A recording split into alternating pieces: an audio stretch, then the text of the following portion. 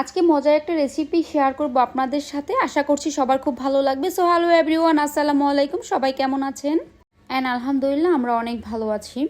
তো আজকে আমাদের রেসিপিটা করতে যা যা লাগবে, সর্বপ্রথম কাঁঠাল বিচি, তারপর চিংড়ি মাছ, তারপর হচ্ছে পুঁই শাক। তো ফার্স্টে আমি কাঁঠাল বিচিটাকে ছিলে নিয়েছি, ছিলে একটু পানিতে ভিজিয়ে রেখেছিলাম। দেন কাঁঠাল বিচিটাকে পরিষ্কার করে নিয়ে মাঝখানে আমি কেটে নিয়েছি, কেটে নিয়ে আমি একটু 5 মিনিট সেদ্ধ করে নিয়েছি।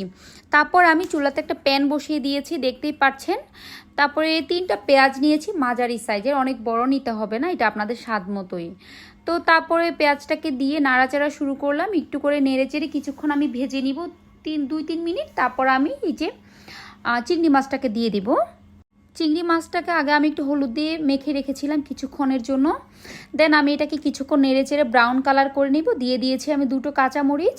তারপর আমি কিছুক্ষণ নাড়বো নেড়েচেড়ে।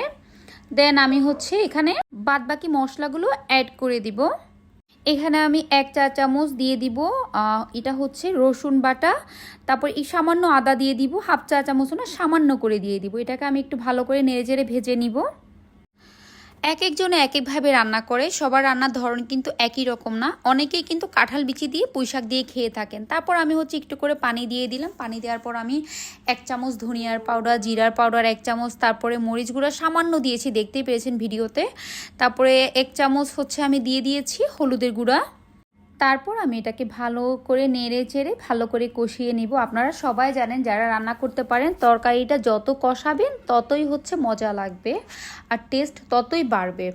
তো আমি এটাতে সামান্য করে পানি দিয়ে আমি কষিয়ে নিব। আমি একবারেই বেশি পানি দিব না। একজন এক একভাবে এক একজন রান্না করে, এক একজনের রান্নার ধরন একরকম। তো আমাদের এই অঞ্চলের রান্নাটা কিন্তু চিটাগংইয়ান না। এই রান্নাটা আমি খেয়েছিলাম হচ্ছে আমার মামির হাতের।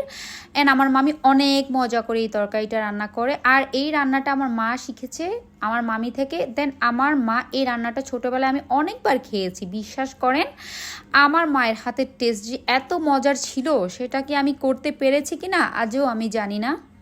তারপর দেখতেই পাচ্ছেন ভিডিওতে আমি হচ্ছে কাঁঠালের বিচি দিয়ে দিলাম। কাঁঠাল বিচি দেওয়ার পর হচ্ছে একসাথেই আমি 2টো দিয়ে দিয়েছি। শাকের যে ডাটাগুলো রয়ে গিয়েছে, ডাটা কিন্তু একটু সেদ্ধ হতে টাইম লাগে, যেহেতু আমি কাঁঠাল বিচিটা আগে একটু সেদ্ধ করে নিয়েছি, সেই সূত্রে বেশিক্ষণ সেদ্ধ করতে হবে না।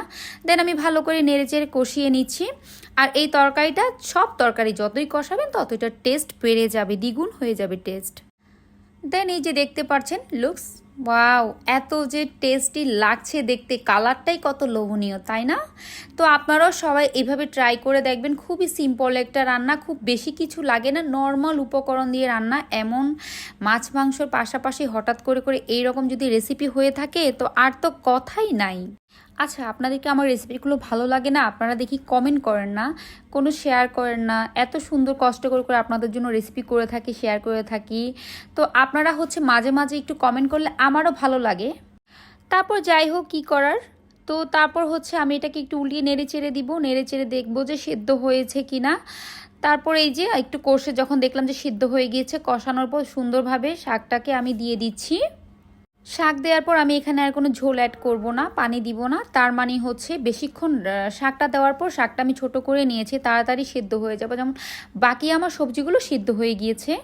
তারপর আমি শাকগুলোকে নেড়েচেড়ে ঢাকনা দিয়ে দেবো একটু পরে। আপনারা কোন অঞ্চলে কে কীভাবে এই শাকটাকে, শাক দিয়ে কাঁঠালে বিচি দিয়ে খেয়ে থাকেন আমাকে কমেন্ট করে অবশ্যই জানাবেন। যদি শাকটা কেউ রেসিপিটা ট্রাই করে থাকেন, তাও আমাকে অবশ্যই আপনারা কমেন্ট করে জানাবেন। ভিডিওটি ভালো লাগলে অবশ্যই আমার ভিডিওতে একটি লাইক করে দিবেন, একটি কমেন্ট করে দিবেন। আশা করব সবাই আমার পাশে থাকবেন, আমাকে সাপোর্ট দিবেন। অ্যান্ড সবাই যার যার জায়গা থেকে অনেক অনেক বেশি ভালো থাকবেন, হেলদি খাবেন, আর বেশি বেশি করে শাকসবজি খাবেন। আশা করছি এই রেসিপিটা সবার কাছে অনেক অনেক ভালো লাগবে। ও আচ্ছা, এর মধ্যে আমি একটা জিনিস স্কিপ করে গিয়েছিলাম, সেটা হচ্ছে আমি এখানে একটি টমেটো দিয়েছিলাম। তো কথা বলতে বলতে আমার রান্না প্রায় শেষ হয়ে গিয়েছে। আশা করব সবাই এই রেসিপিটা অবশ্যই ট্রাই করবেন। আপনাদের দোয়া আর ভালোবাসা কামনা করছি, অনেক অনেক বেশি আমাদের জন্য দোয়া করবেন। অনেক লোভনীয় মজার একটি রান্না হয়েছে। আমার তো আর তর্স হয়েছে না, আমি খেতে যাচ্ছি। টাটা, বাই বাই, আল্লাহ হাফেজ, সবাই ভালো থাকবেন।